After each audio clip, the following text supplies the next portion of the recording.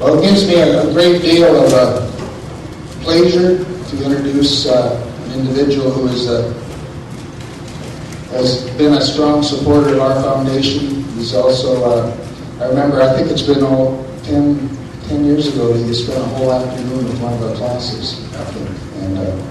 But he's also the son of Stu Bledsoe, who was one of the founders of our leadership program, and the father of Drew Bledsoe, an NFL star. And he says he doesn't like long introductions, so I'm going to just present to you. Well, let me just say one thing. He works with a foundation, the Drew Bledsoe Foundation, and has a Parenting with Dignity program, which I'm sure he'll tell you about. But he did mention that they are covering a whole lot of people around the United States, over 46 states. Their program is in over 46 states and covering 5 million people, 4 millions of people. So that's wonderful. Let me introduce Matt Bledsoe. Matt, thank you.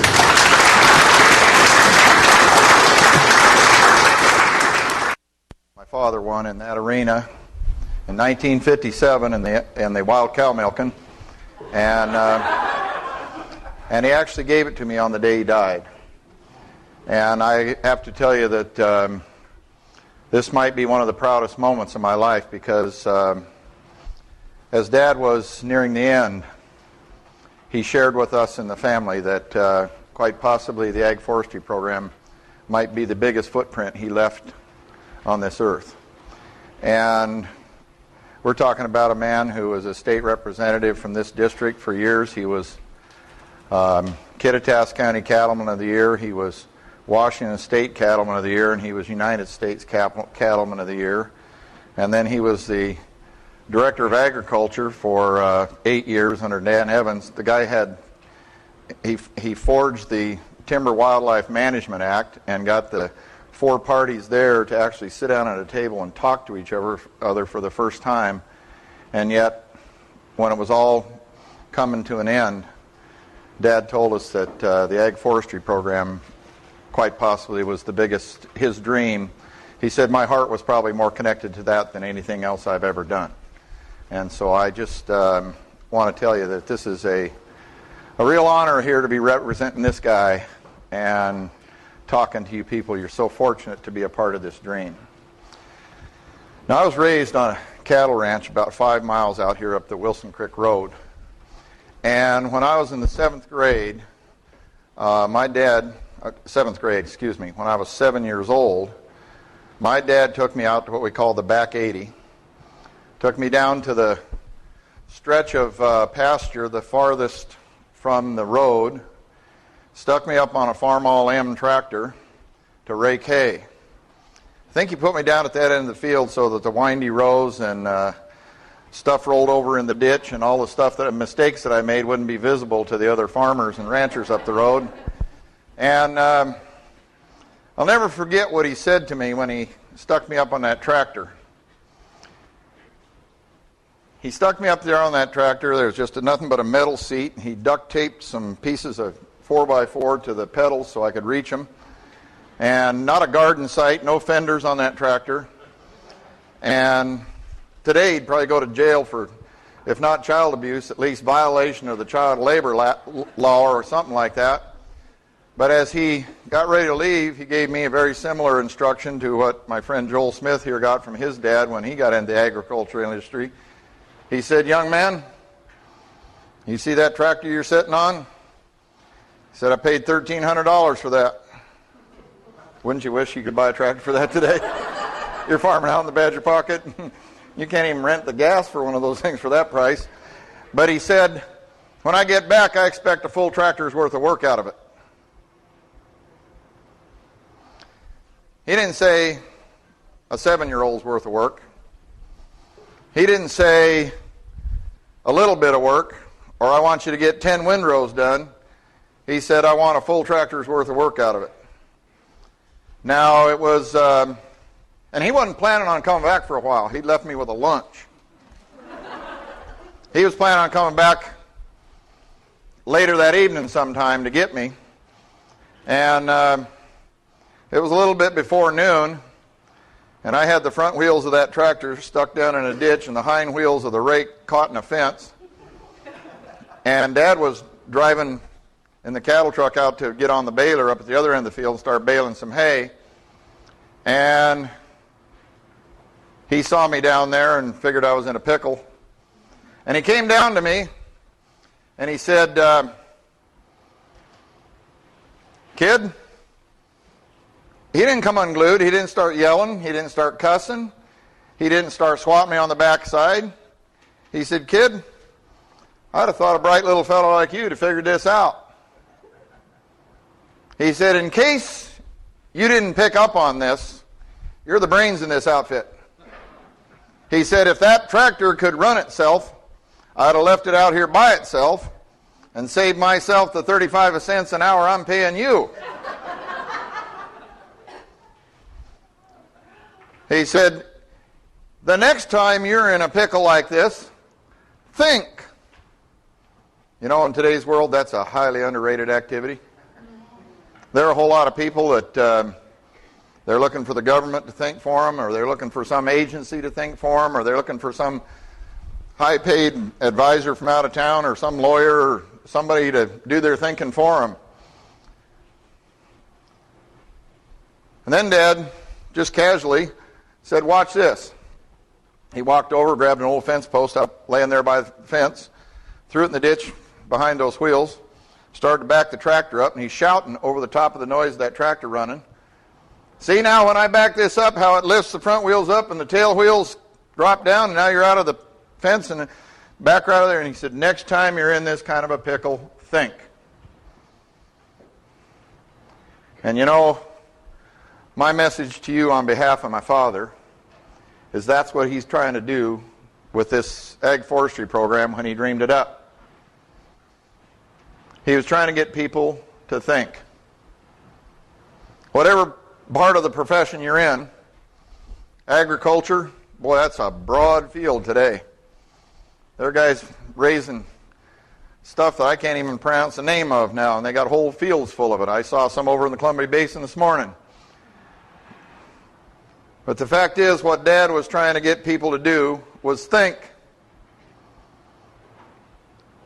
To try and take a look at your profession and stop viewing yourselves as being the victim of some commodities market. Rather, he was trying to get people to say, let's see if we can influence the market. Let's see if we can't get all of us together collectively to produce a better product that is more attractive to the people who are in the business of buying the crap. Let's see if we can't make our alfalfa hay more attractive to somebody other than a farmer up the road. You know, I went with my friend Joel Smith. We started off being friends in first grade. And I went with him over into the Columbia Basin today. Watched him with a young farmer out there teaching the young buck the ropes. And I watched him passing on advice about how you make hay a better product that's more attractive to markets all over the world.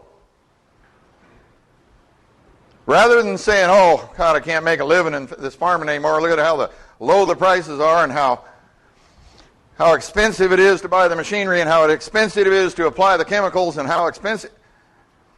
Why don't we take a different tack on this, see if we can't produce a product that's worth more? Now, I think that was Dad's dream. You see, Dad went over to Russia on a people-to-people tour. And he said, I went out in the fields there, and I watched the most expensive piece of machinery I've ever seen drive through a field of wheat, harvesting next year's crop failure. Because the guy driving the tractor had nothing invested in what was behind him. He was up there driving the tractor, and he never even looking back at his machine.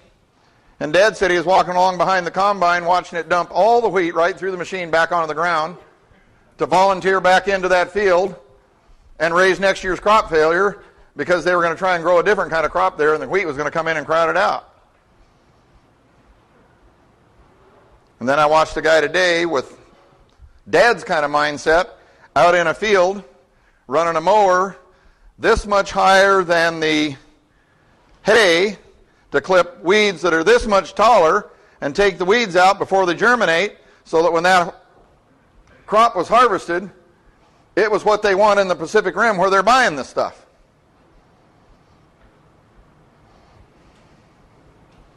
What Dad was saying when he came home from that trip and got together with people talking about the ag forestry program was simply to people like you, take a look. If you got a wheat truck that you use for 1 month a year to haul wheat to the silo, and it's sitting there for 11 months, you're not very bright. Put that truck to work.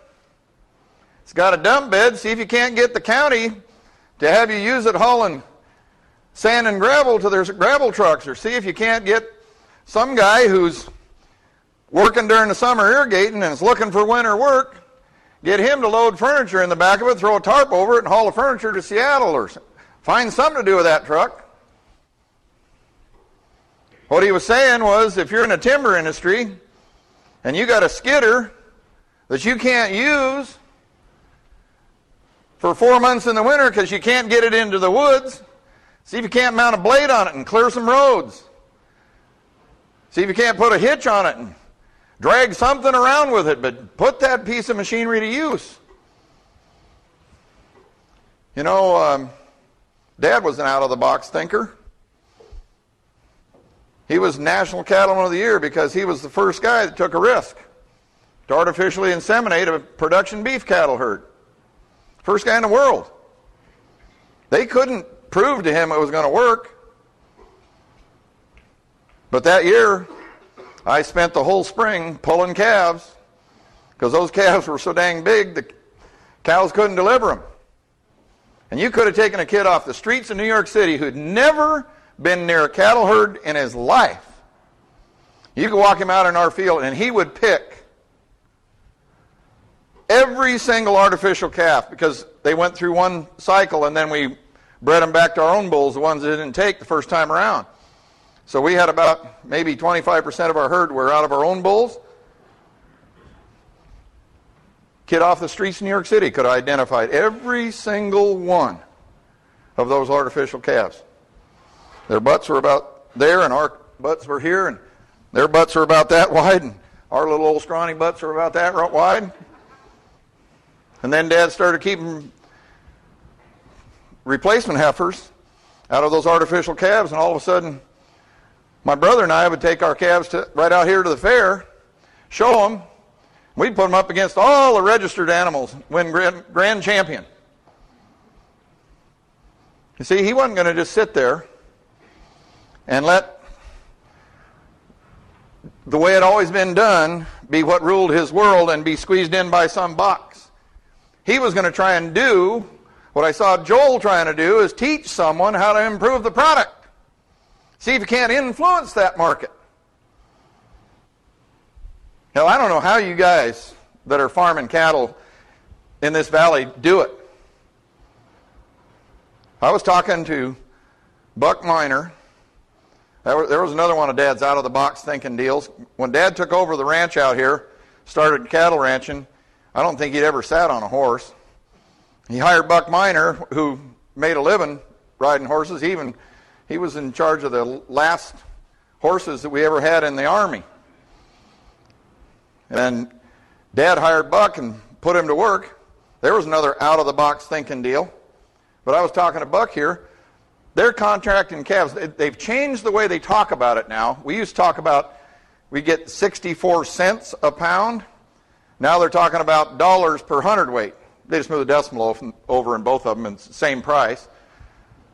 And there were guys in this valley contracting calves for 20 cents or $20, whichever way you want to talk about it, more than what I got for my 4-H calf my junior year in high school. Price of a pickup truck's gone up by 900%. They're getting $3 a gallon for gas. I used to buy gas down here for 19 cents, right down here at the Texaco. and you're still making a living farming. You got to be thinking outside the box to do it. And I think that's what Dad was thinking when he dreamed up this whole concept with a bunch of other forward thinkers of the ag forestry program. What he was doing is he was saying the same thing to young people coming up in the industry, exactly the same thing he said to me with a stuck tractor out here 6 miles from town. Think. When you're in a pickle, think. Put your mind to use. Now, I'm going to make a statement to you right now, and then I'm going to try and prove to you that the statement's true. The ideas in your head will rule your world. Let me say that again to you. The ideas in your head will rule your world. Now, there's the gentleman right there in the striped shirt. He was in the audience the day that I spoke to the ag forestry program about 3 weeks before Dad died. That summer, Dad had 4 or 5 speaking engagements, and he told me, "Kid, I just can't do them." And I said, "You schedule them, I'll go with you. And the ones you can't handle, I'll just step in for you." And I was up here at the Business Week the day Dad got up, and it's the first time I ever saw him falter. And stood there, that strong man, and all of a sudden he got lost in his place, and I jumped in for him and finished. But I just want to tell you, we Bledsoes are pretty simple. I ain't going to say anything different than I told you, what was that, 12, 14 years ago, 10 years ago. He said his barn burned that day, so he didn't remember anything I said. So you're going to get the same stuff tonight, okay? And Dave, you've sat through this a couple times, but hell, I ain't going to apologize. I think it's important. The ideas in your head will rule your world. Now, it doesn't matter whether the idea is right or wrong, good or bad, happy or sad, legal or illegal, moral or immoral, religious or sacrilegious, and it doesn't matter where the idea came from. It doesn't matter whether you got the idea from your parents, like I did from my dad. Think. I've been trying to follow that even to this day. It doesn't matter whether it came from the pastor at church, some bum on the street, some drug pusher, somebody off the internet trying to sell you something, from the TV. It doesn't matter where the idea came from. Once it's in your head, it will rule your world. Right now in the room, there are ideas ruling the world of every one of you right now. Now, I want to demonstrate to you that this is true. These are the keys to my pickup I got parked out front. It's kind of a magic set of keys, though. I want you to watch what happens with these keys and say the next 10 or 15 seconds. Pay attention to this. All right, very good. Now, hold on, stick around.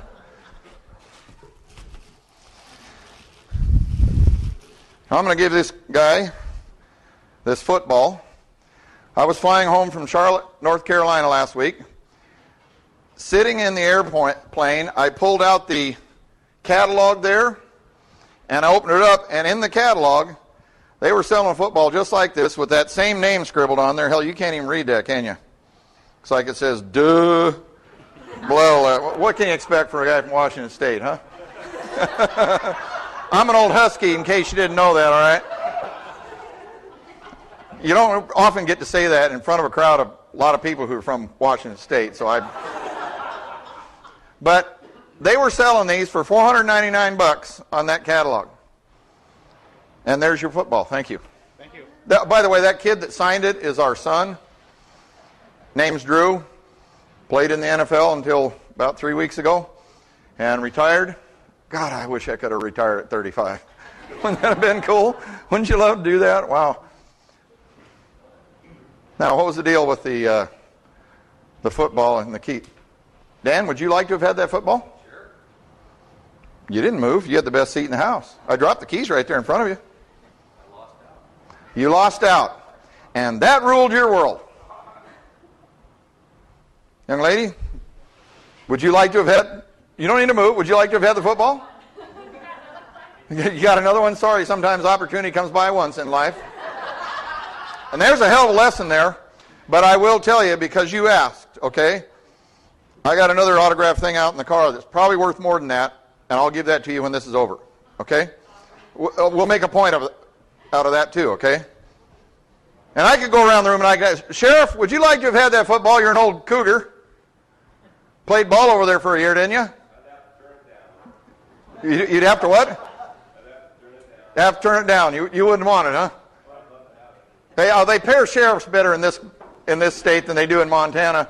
In Montana, the sheriffs would fight you for it just so they could sell the ball on the black market. But that's okay. That ruled your world. And I could ask every one of you, and whatever you told me, that would be the idea that ruled your world. Now, why did you come up and grab those keys? Because I had the idea that you were going to give me that football because he told me that before it started. What a rip. I told him and I didn't. You never get to win nothing, do you? You would have done, okay. And you know that is the way that so many people in our country are acting these days. They're sitting around going, I never win nothing. No, somebody give me something. I'm not getting enough. I want more. Well, by God, I'll tell you what. He got something the rest of you didn't get because he had an advantage over every one of you. And it's the only advantage you'll ever have in your life. Ever. He had an idea. You can call it inside information, and we can make that a dirty word if you want. But the fact is, he had an idea that you didn't have, and he had the will to act upon it. There was a young lady sitting here who she couldn't get out. And she was trying and move. And sometimes you have the idea, but somebody else beats you to it. And that's the way it is. Sorry about that. That's just the way it goes. But the fact is, you were so much closer to getting that than Dan, because you see, you had the idea too. You were in the class of 7, okay? And she was one of the first people here, so I told her as well, I'm sorry. I do have some autograph cards up there. Make sure you get one of those, and the rest of you help yourselves too, okay? But the point is simply this. The only advantage you will ever have in life is an idea and the will to act upon it.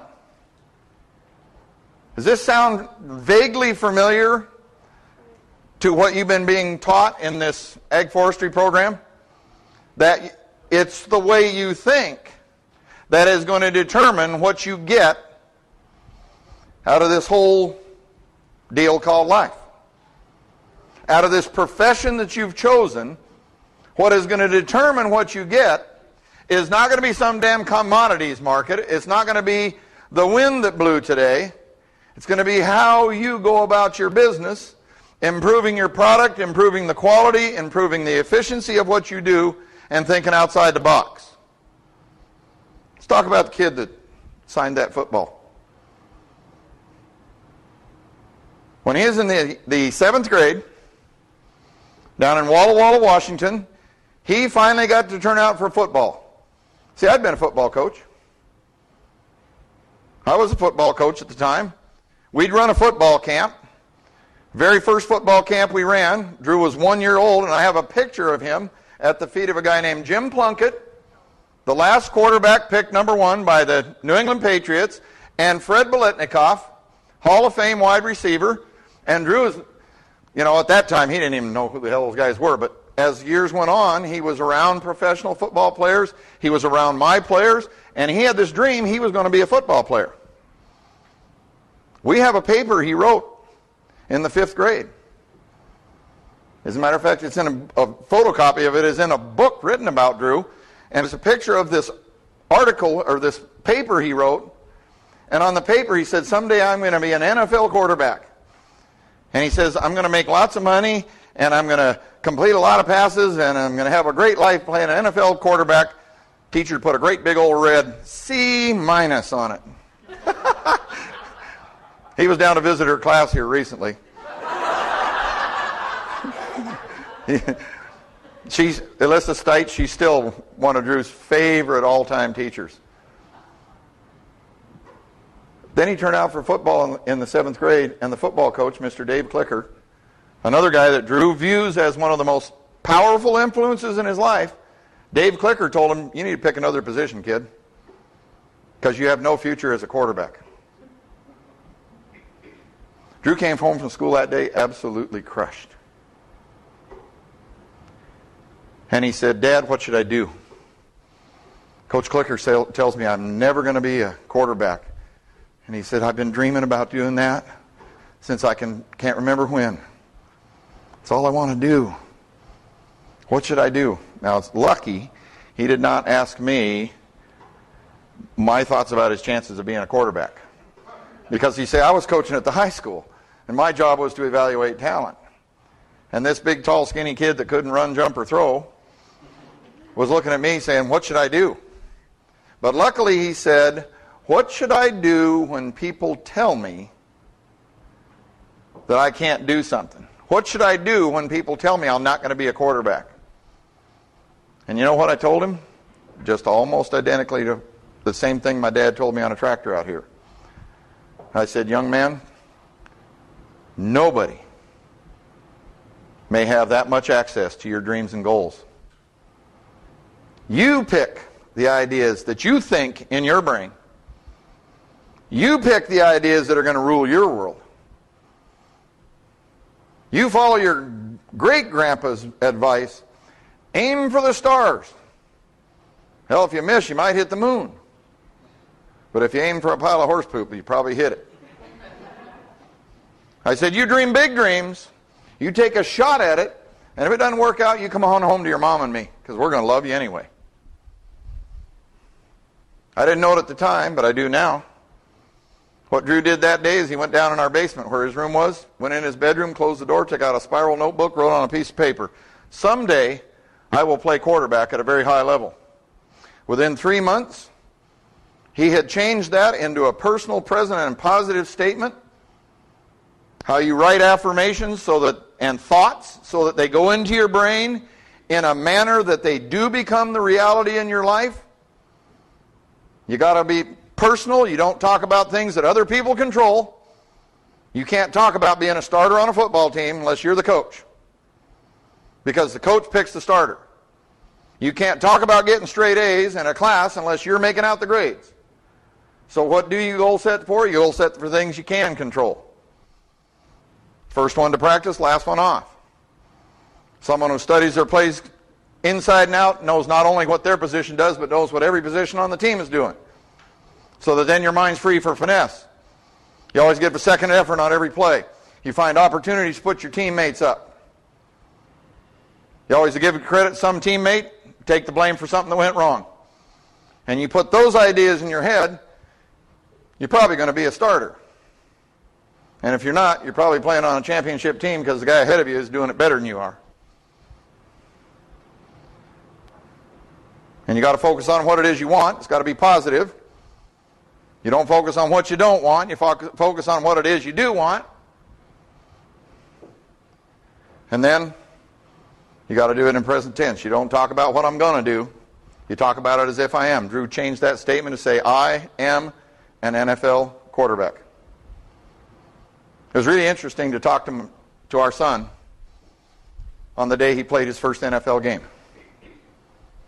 He was playing in Ralph Wilson Stadium up in Buffalo. He eventually wound up playing for the Buffalo Bills, but at the time he was playing for the New England Patriots. He was playing against Jim Kelly across the field, who had been one of his heroes growing up, one of his pictures of what a big-time NFL quarterback was. And I talked to him on the phone that day after the game. They had lost the game, but they'd played pretty well. And I said, well, kid, today was pretty much like most of the Sundays in my recent life. I sat on a couch and I watched an NFL football game. The only difference was today you were in it. What was that like for you, kid? And it was really interesting to hear him talk about it. He said, you know, Dad, I don't think I felt that at home any place in my life. He said, I've been picturing that in my mind so long. He said, when I walked on the field, He said, I walked out there and he said, wow, I'm finally home.